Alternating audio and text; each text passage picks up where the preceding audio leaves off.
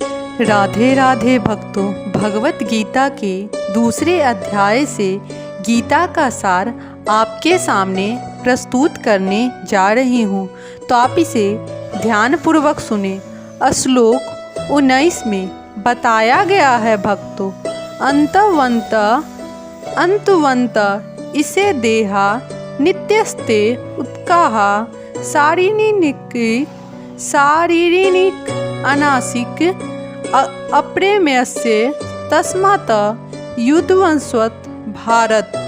इसका हिंदी में अनुवाद है भक्तों, अविनाशी अपरमय तथा शाश्वत जीव के भौतिक शरीर का अंत अवश्य भावी है। अंत हे भरतवंशी, युद्ध करो।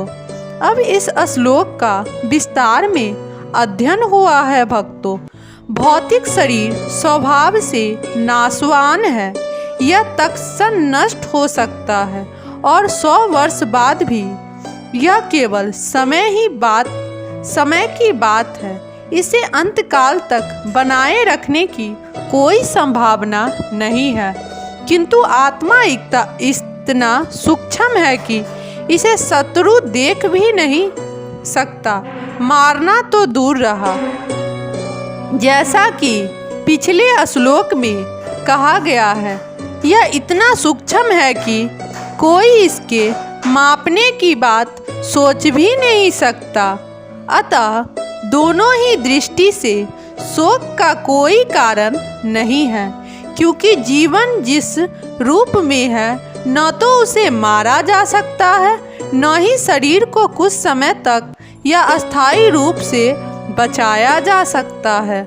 पूर्ण आत्मा के सूक्ष्म कण अपने कर्म के अनुसार ही यह शरीर धारण करते हैं। अंततः धार्मिक नियमों का पालन करना चाहिए।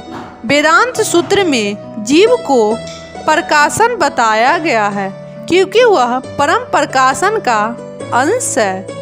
जिस प्रकार सूर्य प्रकाश सारे ब्रह्मांड का पोषण करता है, उसी प्रकार आत्मा के प्रकाश से इस भौतिक देह का पोषण होता है। जैसे ही आत्मा इस भौतिक शरीर से बाहर निकल जाता है, शरीर सड़ने लगता है। अतः आत्मा ही शरीर का पोषक है। शरीर अपने आत्म में महत्वहीन है।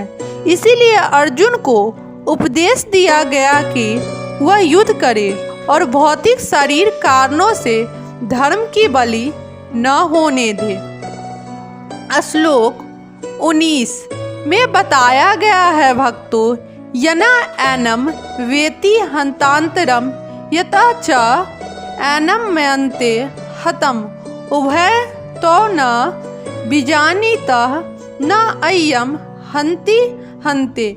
इसका हिंदी में अनुवाद है भक्तों, जो इस जीवात्मा को मारने वाला समझता है तथा जो इसे मरा हुआ समझता है, वे दोनों ही अज्ञानी हैं, क्योंकि आत्मा न तो मरता है और न मारा जा सकता है।